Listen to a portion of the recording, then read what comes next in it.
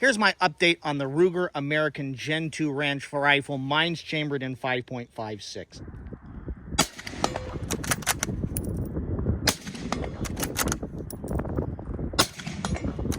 Done a couple things to it. I've got a new optic for it. I've been really happy with the number of people that have watched my YouTube Shorts video as well as my full-length initial impressions review. And so I just want to talk about some of the things that I've done here. I've modified the stock.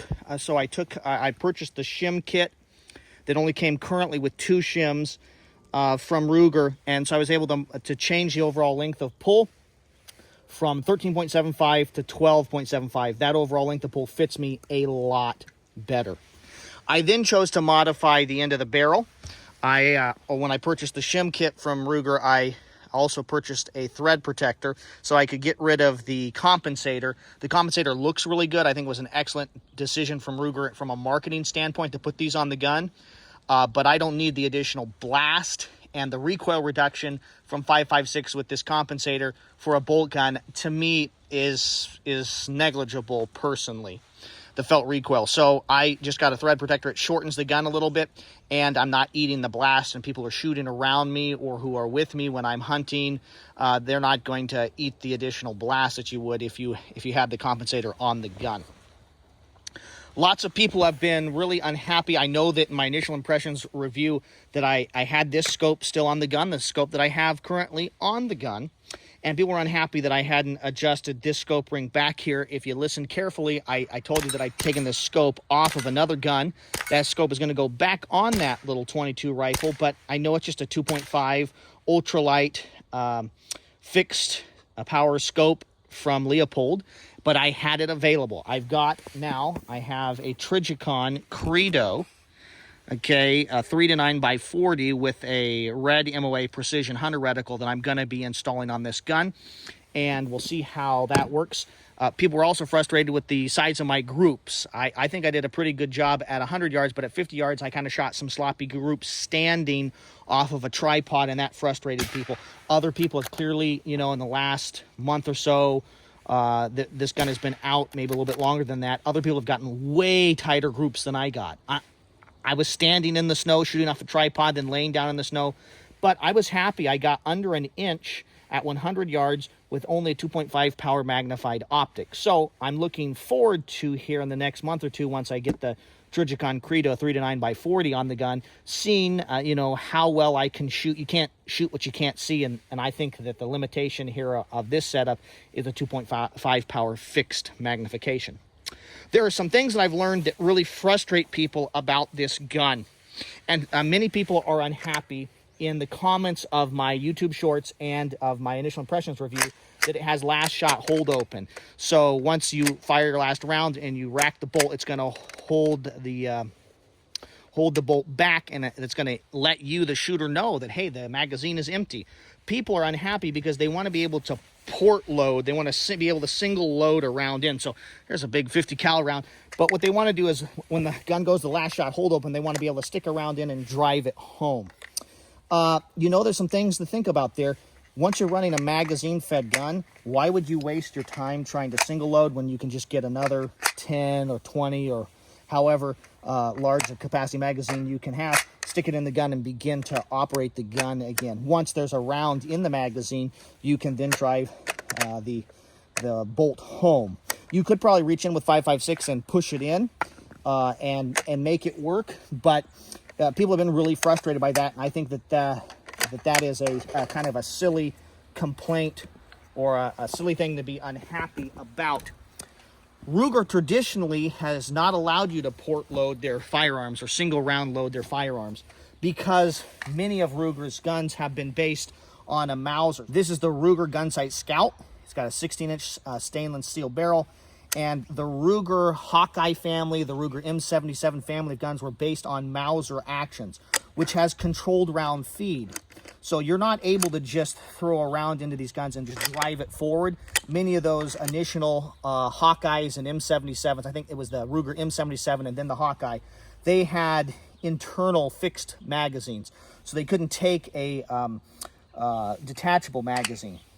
So you had to put the round in and push it down and click it into that internal magazine before you could strip the round off because with controlled round feed, rather than something like a Remington 870 where the round is just pushed forward and is held in the magazine, but then is just driven forward so you can just drop another round in like a shotgun and drive it forward. With controlled round feed, whether it's a detachable magazine or internal magazine, the round is actually captured by the bolt. It grabs it, so it's not moving around, and then pushes it right into the chamber. So if you just slam around into the Ruger Hawkeye family of guns, the M77s, around and drive it forward, you're going to start hurting the firearm and damaging, I think, your extractor and different components on the face of the bolt. So Ruger traditionally hasn't been particularly worried about that. Lots of people have liked, or maybe a smaller group of people have preferred controlled round feed for doing things like dangerous game hunting, rather, because if the gun's upside down and you rack it, it's okay because the gravity isn't affecting the round, because as it strips the round off, it grabs the round. The bolt actually is grabbing the round, whether that's from a detachable magazine or internal magazine. That's not the case with the Ruger American family of rifles, as far as I can tell. They don't have controlled round feed. They're just kind of pushing the round along out of the magazine. I think that's fine. I'm just saying that the volume of complaints that I got on my YouTube shorts and in my initial impressions review on the Ruger American Gen 2 ranch rifle really surprised me that people were unhappy. It's a magazine-fed gun. I think I think what's happening is people are drawing a lot of their knowledge and ideas about firearms from movies, maybe particularly sniper movies, and they like that idea of being the guy doing Overwatch and your magazines are out and yeah, single round load, the last round in, and save the day. Maybe that's from zombie apocalypse movies, I don't know. But from a practical standpoint, I think if you ask soldiers, whether that's U.S. soldiers or in the 80s, 90s, 2000s, or even in present day, would you rather be able to single round load your gun, or would you rather have a detachable magazine fed gun? They'd say, give me a detachable magazine. So I think that's negligible. People are also really worried here about the forend of the stock. That really has angered people and frustrated them. You got to think about the price point of this firearm, you guys. This is not a $1,200 or a $2,000 firearm, even though the paint job on the stock looks very much like a Macmillan kind of paint job or other high-end bedded, maybe aluminum stock or stock that has aluminum kind of components inside of it to bed it. This is still a polymer stock. And so you can come here and you can flex the stock a little bit. It is free floated. I've showed that. I'll show that here. Got a $1 bill folded over, and we're just going to see here if on this Ruger American Ranch Rifle Gen 2, if the barrel is free floated. And sure enough, look at that. Completely free floated. That's amazing. You got to take that into consideration. I think this is an amazing package from how it looks and the features. You're getting a lot of premium features for what I think is a relatively affordable price. So the stock is free floated, but there is some flex here on the forend. And people are like, I'm not getting that gun. I'm getting good groups. I'm supporting the firearm out here personally.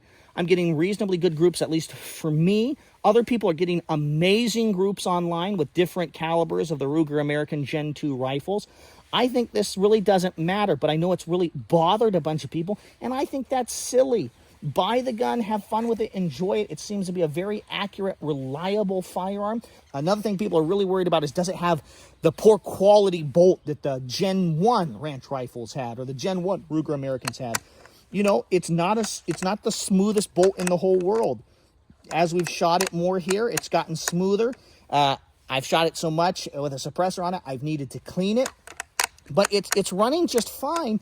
But again, you got to think about the price point of this gun. Are you expecting Ruger to give you $2,000 gun features in a $600 firearm? This gun is relatively affordable. It comes with a bunch of amazing features. And I think people just need to overall calm down about worrying about the stock, worrying about the fact that it has last shot hold open.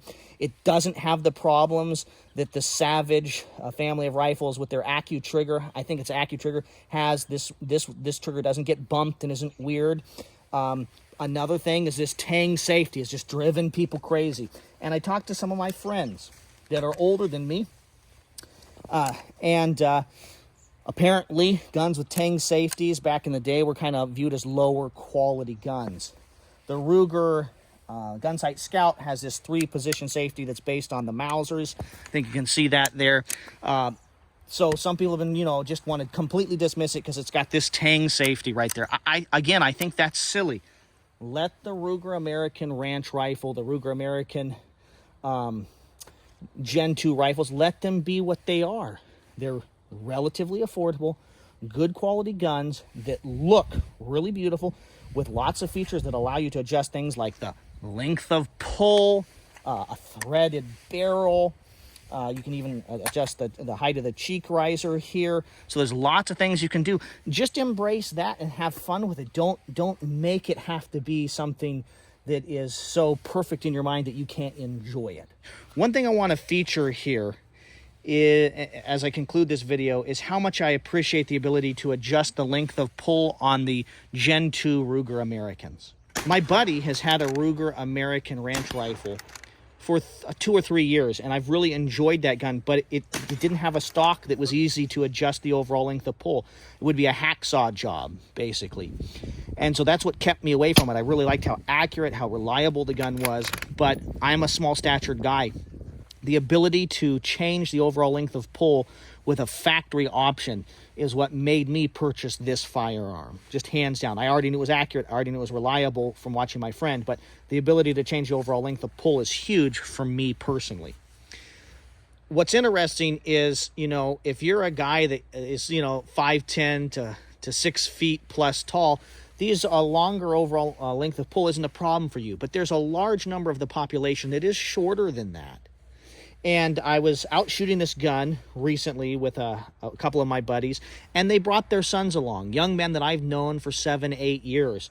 And they're now, 12, 13 years old, and they were able to shoot this gun comfortably. It's still a little bit long for them, but they were able to use this firearm. Now, the shim kit on Ruger's website, it seems to be saying that the shim kit is going to allow you to go from a 12-inch length of pull to like a 14-inch length of pull, something like that.